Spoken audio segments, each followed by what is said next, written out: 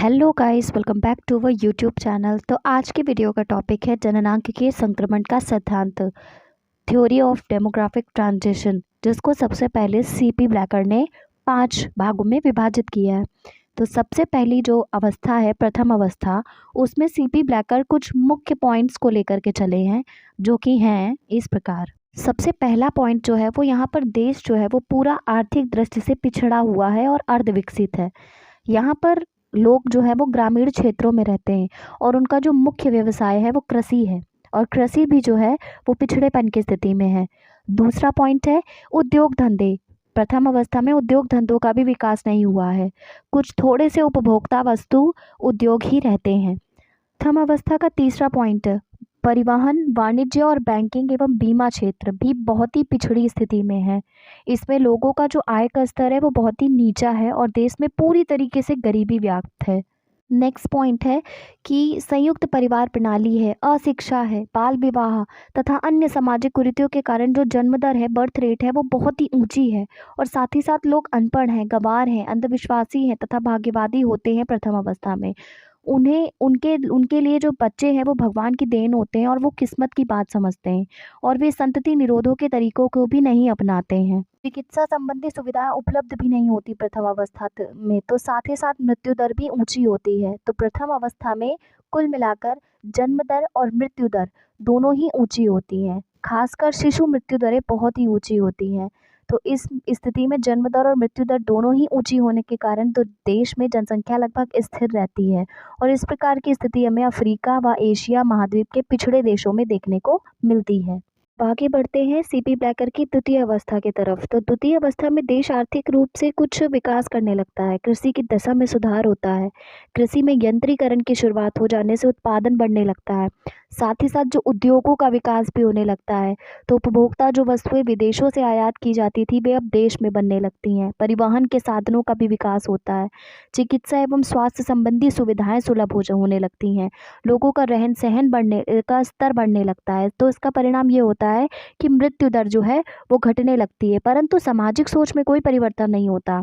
तो सामाजिक रीति रिवाजों में परिवर्तन ना होने के कारण जन्म दर में कोई कमी नहीं आती, साथ ही साथ लोग परिवार नियंत्रण के उपाय भी नहीं अपनाते हैं। तो मृत्यु दर तो घट जाती है परंतु जन्म दर उसी प्रकार से बढ़ रही होती है। तो द्वितीय अवस्था में हमारी जनसंख्या विस्फोट की स्थिति उत्पन्न हो जाती है, क्योंकि मृत्यु दर तो कम हो जाती है परंतु जन्म दर में कोई अंतर नहीं पड़ता। द्वितीय अवस्था में 70 के दशक में भारत इस संक्रमण अवस्था से गुजर चुका है। थर्ड स्टेज हमारी, इसमें औद्योगिकीकरण पर विशेष ध्यान दिया जाता है, आधुनिकी प्रकार की कृषि होने लगती है, उद्योग धंधों का तेजी से विकास होता है, जिससे कि लोगों की प्रति व्यक्ति आय में वृद्धि हो जाती है। प्रति व्यक्ति आय में वृद्धि होती है तो लोगों का जीवन स्तर बढ़ने लगता है। ग्रामीण क्षेत्रों से जो लोग हैं वो नगरों की ओर पलायन करने लगते हैं, क्योंकि रोजगार की खोज में। सामाजिक परिवर्तन भी तेजी से होता है, समाज में महिलाओं की स्थिति में सुधार होता है, वे पुरुषों के साथ कंधे से कंधा मिलाकर चलती हैं और बराबर से हर कार्य में हिस्सा लेती हैं। शिक्षा में पर्याप्त सुधार होता है, लोगों का छोटे परिवार के प्रति झुकाव होने लगता है, अंधविश्वासी, रूढ़िवादी, परंपरावादी रीति रिवाजों का लोग परित्याग करने लगते हैं। सीपी ब्लैकर की तीसरी अवस्था में जो है मृत्यु दर और घट जाती है और जन्म दर में भी गिरावट आती है। तो जन्म दर और मृत्यु दर के बीच में अंतर कम हो जाता है, इससे जनसंख्या की वृद्धि दर कम हो जाती है। इस अवस्था में भी जनसंख्या विस्फोट की स्थिति कुछ हद तक विद्यमान रहती है। भारत अभी इसी समय इसी अवस्था से गुजर रहा है। सीपी ब्लैकर की चतुर्थ अवस्था, तो यह वह अवस्था है जिसमें देश जो है वो उच्च विकसित अवस्था में होता है, लोगों के रहन सहन का स्तर काफ़ी ऊंचा रहता है, पुरुष तथा स्त्री देर से शादी करना पसंद करते हैं, लोग स्वतः ही खुशी से परिवार नियोजन की विधियां अपनाते हैं। तो इस अवस्था में हमारा जो जन्म क्रम और मृत्यु क्रम दोनों ही नियंत्रित और नीचे रहते हैं, जिससे कि संतुलन बना रहता है और जनसंख्या के आकार में कोई परिवर्तन नहीं आता। जनसंख्या की स्थिरता की स्थिति के बाद भविष्य में जनसंख्या के घटने का डर रहता है। आज यूरोप के विकसित देशों में यह स्थिति देखने को मिलती है। सीपी ब्लैकर की पंचम अवस्था, जो कि आर्थिक विकास की अंतिम अवस्था है, इस अवस्था में मृत्यु की अपेक्षा जो जन्म दर है वो कम होती है, फलस्वरूप जनसंख्या का आकार घटता जाता है, देश में पूर्ण रोजगार की स्थिति विद्यमान रहती है। यह अवस्था फ्रांस आदि अति विकसित देशों में देखने को मिलती है। सभी पांचों स्थितियों को हम एक चित्र की सहायता से प्रदर्शित कर सकते हैं और समझ सकते हैं, जो कि इस प्रकार है। इस चित्र में हमारी 4th स्टेज में जन्म दर और मृत्यु दर दोनों ही बराबर हैं।